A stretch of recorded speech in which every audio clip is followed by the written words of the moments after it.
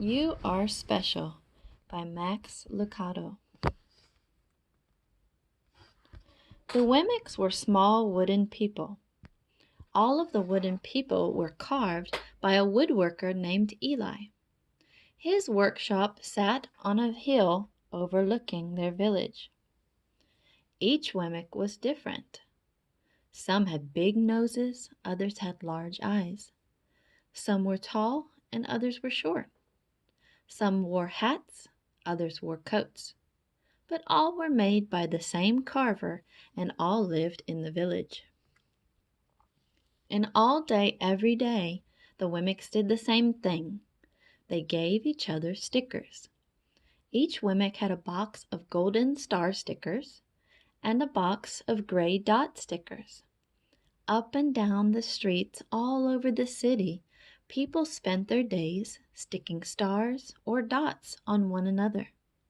The pretty ones, those with smooth wood and fine paint, always got stars. But if the wood was rough or the paint chipped, the Wemmicks gave dots. The talented ones got stars too. Some could lift big sticks high above their heads or jump over tall boxes. Still others knew big words or could sing pretty songs. Everyone gave them stars. Some Wemmicks had stars all over them. Every time they got a star, it made them feel so good. It made them want to do something else and get another star. Others, though, could do little. They got dots. Punchinello was one of these. He tried to jump high like the others, but he always fell. And when he fell, the others would gather around and give him dots. Sometimes when he fell, his wood got scratched, so the people would give him more dots. Then when he would try to explain why he fell, he would say something silly, and the Wemmicks would give him more dots. After a while, he had so many dots that he didn't want to go outside. He was afraid he would do something dumb, such as forget his hat or step in the water, and then people would give him another dot. In fact, he had so many gray dots that some people would come up and give him one for no reason at all. "He deserves lots of dots," the wooden people would agree with one another. "He's not a good wooden person." After a while, Punchinello believed them. "I'm not a good Wemmick," he would say. The few times he went outside, he hung around other Wemmicks who had a lot of dots. He felt better around them. One day he met a Wemmick who was unlike any he'd ever met. She had no dots or stars. She was just wooden. Her name was Lucia. It wasn't that people didn't try to give her stickers. It's just that the stickers didn't stick. Some of the Wemmicks admired Lucia for having no dots, so they would run up and give her a star. But it would fall off. Others would look down on her for having no stars, so they would give her a dot. But it wouldn't stay either. "That's the way I want to be," thought Punchinello. "I don't want anyone's marks." So he asked the stickerless Wemmick how she did it. "It's easy," Lucia replied. "Every day I go see Eli." "Eli?" "Yes, Eli, the wood carver. I sit in the workshop with him." "Why?" "Why don't you find out for yourself? Go up the hill. He's there." And with that, the Wemmick who had no stickers turned and skipped away. "But will he want to see me?" Punchinello cried out. Lucia did not hear. So Punchinello went home. He sat near a window and watched the wooden people as they scurried around giving each other stars and dots. "It's not right," he muttered to himself, and he decided to go see Eli. He walked up the narrow path to the top of the hill and stepped into the big shop. His wooden eyes widened at the size of everything. The stool was as tall as he was. He had to stretch on his tiptoes to see the top of the workbench.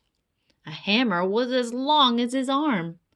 Punchinello swallowed hard. I'm not staying here, and he turned to leave. Then he heard his name. Punchinello. The voice was deep and strong. Punchinello stopped. Punchinello, how good to see you. Come and let me have a look at you. Punchinello turned slowly and looked at the large bearded craftsman. You know my name? The little Wemmick asked. Of course I do. I made you. Eli stooped down, picked him up, and set him on a bench. The maker spoke thoughtfully as he looked at the gray dots. Looks like you've been given some bad marks. I didn't mean to, Eli. I really tried hard. Oh, you don't have to defend yourself to me, child. I don't care what the other Wemmicks think. You don't? No, and you shouldn't either. Who are they to give stars or dots? They are Wemmicks just like you. What they think doesn't matter, Punchinello. All that matters is what I think. And I think you are pretty special.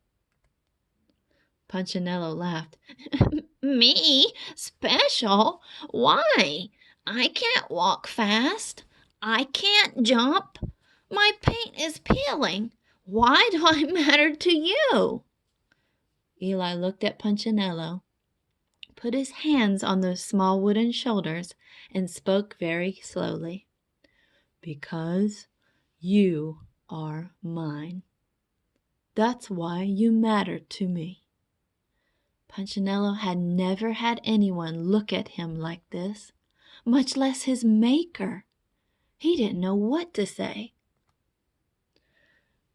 Every day I've been hoping you'd come, Eli explained. I came because I met someone who had no marks, said Punchinello. I know. She told me about you. Why don't the stickers stay on her? The maker spoke softly. Because she has decided that what I think is more important than what they think. The stickers only stick if you let them. What?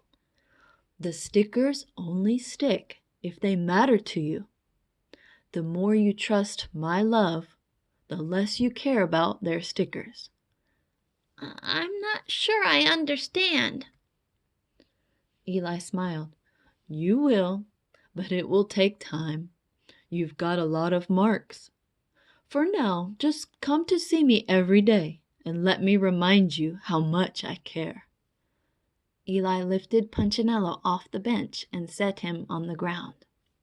Remember, Eli said as the Wemmick walked out the door, you are special because I made you, and I don't make mistakes. Punchinello did not stop, but in his heart he thought, I think he really means it. And when he did, a dot fell to the ground.